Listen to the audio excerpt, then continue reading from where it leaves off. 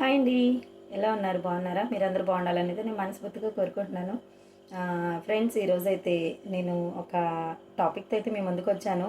అది నేనేమో స్క్రిప్టెడో లేదనుకుంటే ఒక ఏదో కల్పితమైతే కాదండి. ఇది నా చుట్టూ ఉన్నటువంటి ప్రదేశంలో జరిగినటువంటివేననమాట. నేను గమనించినటువంటి ఆడబిడ్డల బాధలన్నమాట. ఈవెన్ నేను కూడా అనుకోండి. నిజంగా ఫ్రెండ్స్, ఈ రోజుల్లో చదువుకోలేని అటువంటి ఆడబిడ్డ ఎవరు లేరనమాట. ఈవెన్ బాబు గాని, పాపలు గాని అందరూ చదువుకుంటున్నారు. ఓకే. వాళ్ళు చదువుకుంటూ వాళ్ళు ఎన్నో ఆశలు పెట్టుకొని ఉంటారు. ఎన్నో కోరికలు ఉంటాయి. సో, పెద్దయ్యాక మంచిగా జాబ్ చేయాలి. సో, వెల్ సెటిల్డ్ అని అనుకుంటారనమాట. బట్ ఎంత పెద్ద చదివి చదివినా ఆడబిడ్డని ఒక అత్తారింటికి పంపించాల్సిందేనమాట. సో, అక్కడ ఉన్నటువంటి వాళ్ళు ఎలా ఉంటారో తెలీదు. అక్కడున్న ప్రదేశానికి అలవాటు పడడానికి కొంచెం టైం పడుతుంది. అక్కడ ఉన్నటువంటి మనుషుల మెంటాలిటీస్ కూడా వాళ్ళకి తెలీదనమాట. బట్ వీళ్ళేమో చదువుకొని చక్కగా మంచిగా అసలు వాళ్ళు చదువుకున్న ఎడ్యుకేషన్‌కి వాళ్ళు ఉన్నటువంటి మ్యారేజ్ అయ్యి ఎళ్ళినటువంటి జీవిస్తున్నటువంటి ఆ జీవితానికి అసలు సంబంధమే ఉండదండి. నిజంగా ఎంతో చదువుకొని ఉంటారనమాట. సో, ఈవెన్ డబ్బున్న కుటుంబానికి వెళ్ళినా, డబ్బు లేనటువంటి కుటుంబానికి వెళ్ళినా, సో, ఈ రోజుల్లో ఆడబిడ్డల బాధలు అలాగే ఒకలాగే ఉన్నాయండి. సో, డబ్బున్న వాళ్ళు అలాగే చూస్తున్నారు. డబ్బు లేని వాళ్ళు కూడా అలాగే చూస్తున్నారనమాట. ఎవరో ఏంటో నూటికి ఒకళ్ళు, ఇద్దరు ముగ్గురు అనమాట. సో, ఒంటికొచ్చినటువంటి కోడలను కడుపులో పెట్టుకొని చూసేవాళ్ళు కొంతమందే. సో, నిజంగా అండి ఎంతో సాక్రిఫైస్ చేస్తుందనమాట. ఈవెన్ వాళ్ళకున్నటువంటి ఆ బ్యూటీని గానీ, లేదనుకుంటే వాళ్ళకున్నటువంటి ఆ కోరికలను గానీ, సో, వాళ్ళు ఎన్నో వాళ్ళ ఈవెన్ ఆ అమ్మాయి తల్లిదండ్రులకి ఉన్నటువంటి కోరికలను గూడా సాక్రిఫైస్ చేస్తుంది.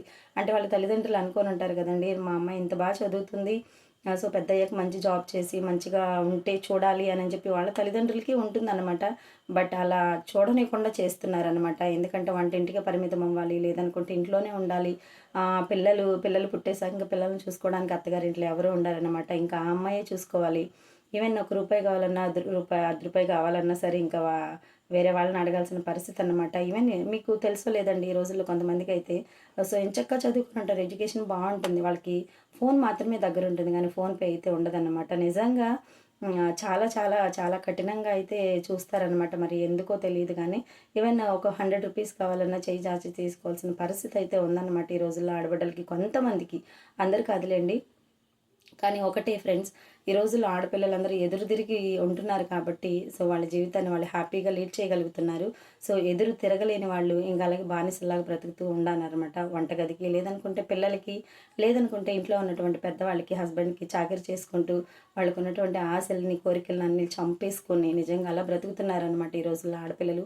ప్లీజ్ ఆడపిల్లలకి రెస్పెక్ట్ ఇవ్వండి. వాళ్ళ కోరికలని, వాళ్ళకున్నటువంటి ఆశల్ని నెరవేర్చుకునేలాగా చేయండి. ఎందుకంటే ఎన్నో ఆశలతో తల్లిదండ్రులు చదివిస్తారు. బట్ ఆ ఆశల్ని అత్తగారింటికెళ్ళాక వాటిల్ని అలా వదిలేయకుండా ఆ ఆశల్ని చిగురింపు చేయడానికి సో, మీరు కూడా కొంచెం హెల్ప్ చేస్తారనైతే నేనైతే కోరుకుంటున్నాను. ప్లీజ్ వీడియో నచ్చితే ఒక లైక్ ఇవ్వండి. ఓకే. ఏమనుకోకండి నేను ఇలా మాట్లాడినందుకు. ఎందుకంటే నా చుట్టూ ఉన్నటువంటి వ్యక్తులనైతే కొంతమందిని గమనించాను నేను. నాకు చెప్పాలనిపించిందనమాట. ఓకే ఫ్రెండ్స్, ఉంటాను. బాయ్.